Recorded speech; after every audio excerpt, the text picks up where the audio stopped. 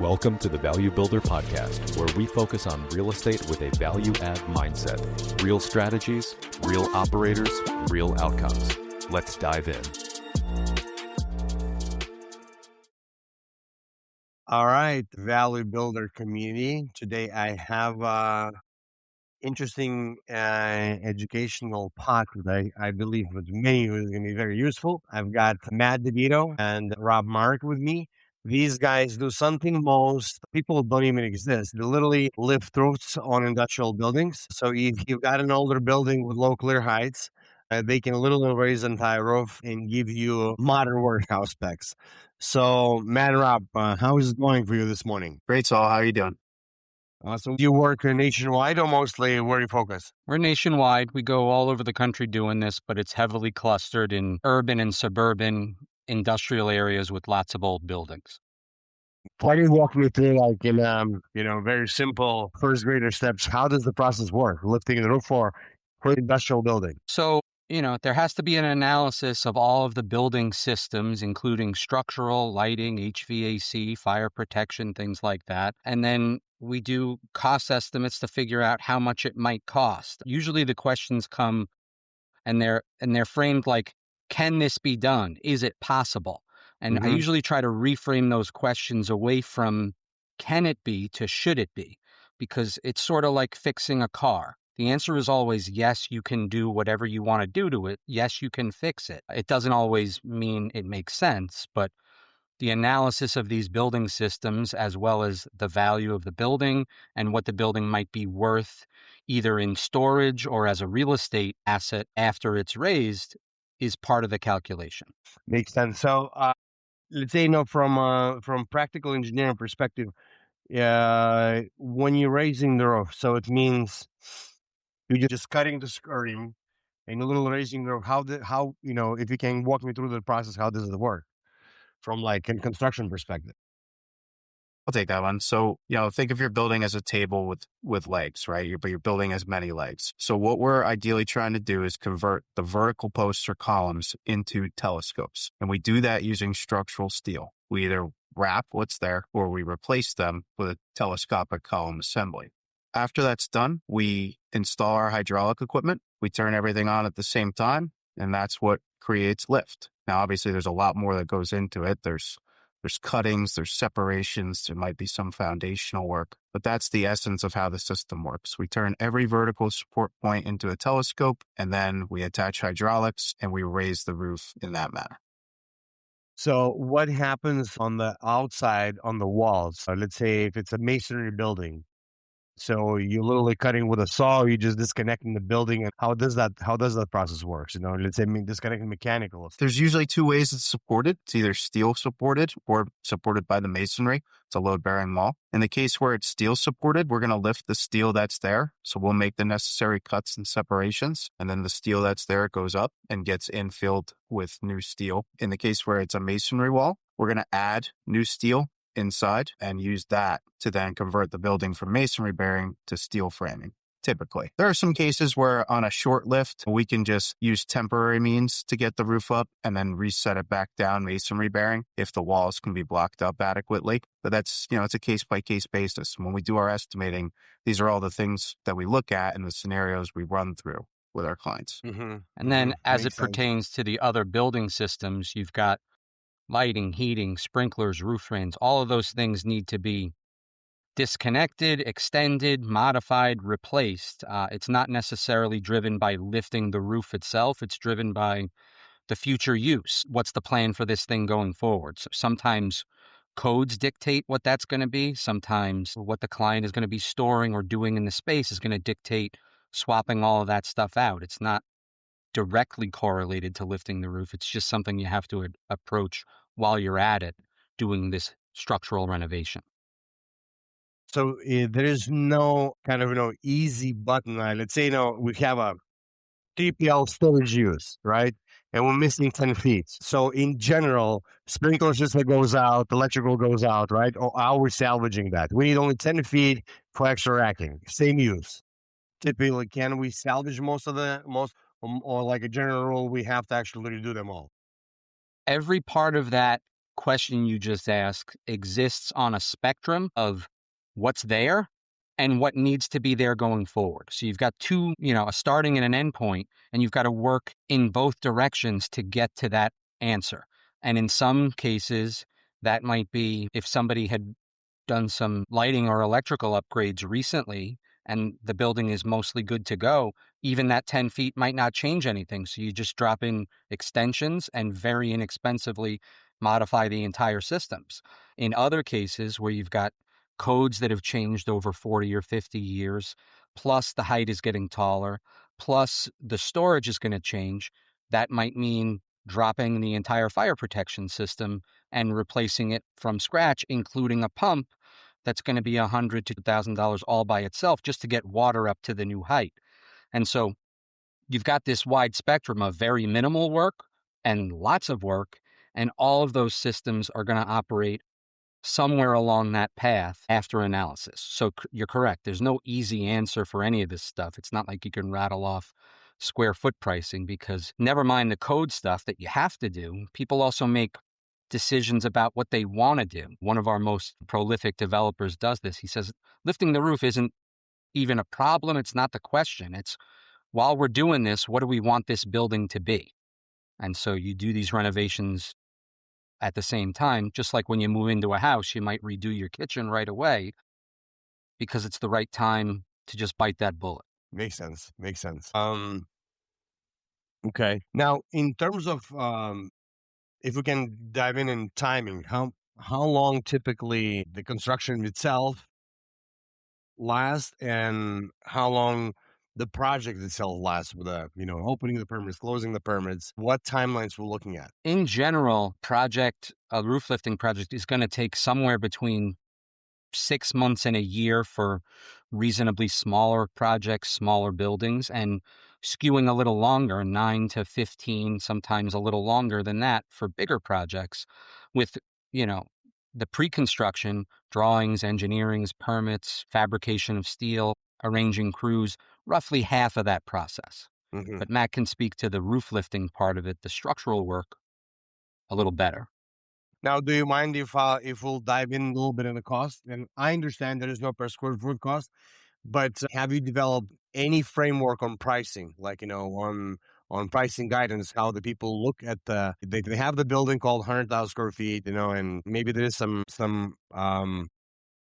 frameworks how to approximately gauge whether that's going to be $1 million project, $2 million project tied to some kind of size. So you've keyed in on the right way to ask this question. I don't like square foot price as a metric because square foot pricing ignores scale, but you introduced 100,000 feet as a fixed scale, and so that's helpful. What I always would want to tell people is 100,000 foot range or framework has nothing to do with the same framework for 50,000 feet or 10,000 feet or 200,000 feet. They're all going to have different economies of scale. And so, 100,000 feet, a project all in, including the voluntary renovations people make while they're at it, is typically going to be between $2.5 and $5 million. And that's a massive range that may not even help a lot of people, but it really does depend on what happens with all of those systems. That's roughly half the project most of the time, is modifying, replacing, or just doing a voluntary improvement to stuff that has nothing to do with lifting the roof. Lifting the roof is just a catalyst to make all these improvements. Well, I can let's say when you say that range, I think it helps. Say if you know that 100,000 square feet lifting the roof is gonna help you increase lease rate only by $1.50 or $2, $2.5 million capex minimum will not gonna be in range at all. But let's say the way I think, okay, so if a lifting the roof is gonna help me to increase lease rate about $3.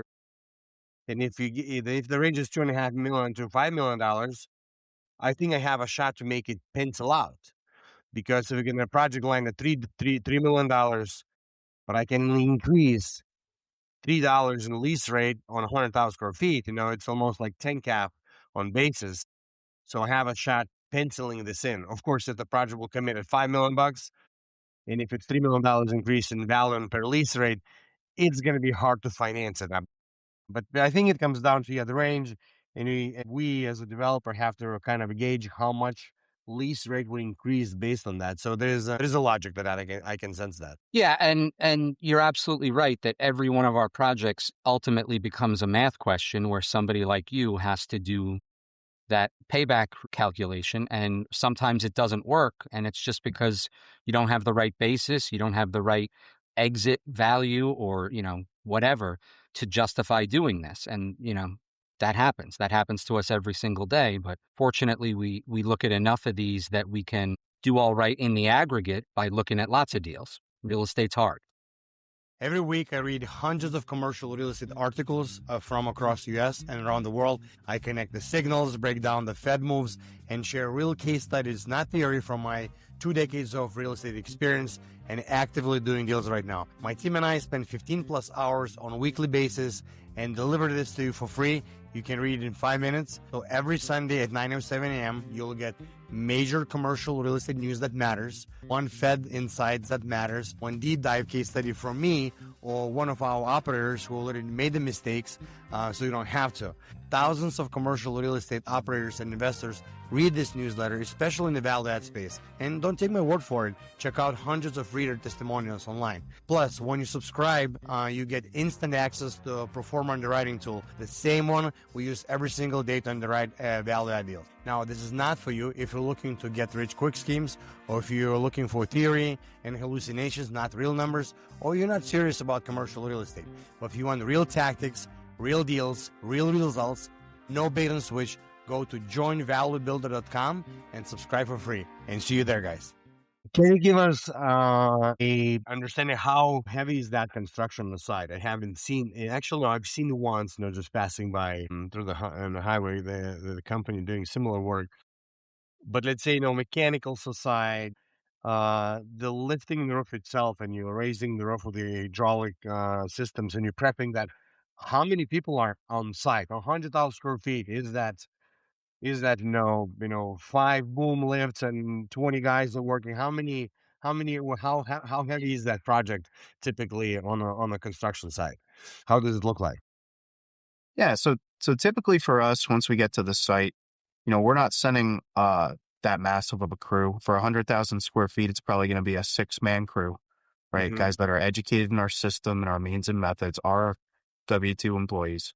They're going to be out there with, like you said, with boom lifts, with walls, with forklifts, the steel, and they're going to spend their time prepping the building. Our work's primarily at the columns, like I said, so there can be other trades in there working simultaneously as us. There can also be inventory in certain cases if the building is partially occupied to that extent. And then when we actually come to lift the roof, then it's a bigger crew like you're talking about. It's usually in the neighborhood of 15 to 20 people in order to make that roof go up. And that process, compared to the overall timeline, it's pretty short, actually. Most roofs are lifted in 1 to 2 days. Once we actually start activating the hydraulics to the point where we finish lifting, it's all the prep that goes into it and getting it ready that takes the time.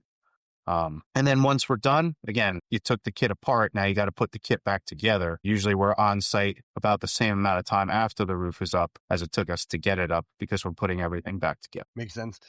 So you're doing everything from A to Z, meaning, let's say we need to modify the HVAC and fire suppression system. You typically do that, or that falls on developer after that when you lift the roof? Besides LiftX, that's going to do the structural work in this chunk of time that Matt already determined, there's going to be work ahead of time to disconnect and modify some of these systems, plus do some demolition work to pave the way to get ready for that structural work to be done. And then after the roof is lifted, you've got to put back these systems into working order with utilities, et cetera, built to the new codes. So, for example, when you're doing the project, in general, do you do the project turnkey from A to Z?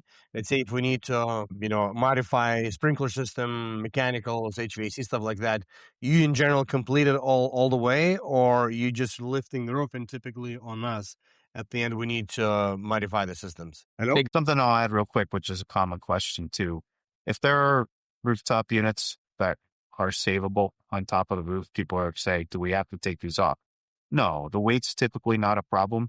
I mean, something massive, we'll look at it and analyze it, but most of your common MAUs, OTUs there, go up with the weight.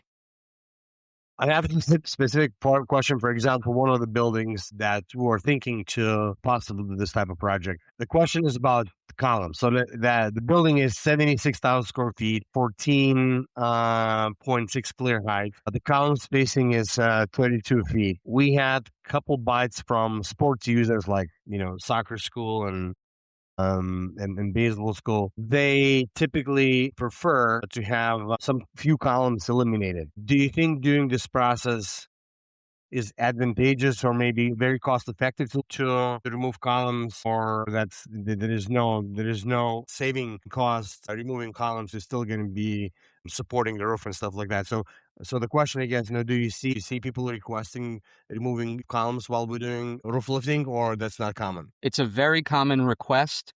It doesn't mean it's always practical. Mm-hmm. There's a reason those columns are there.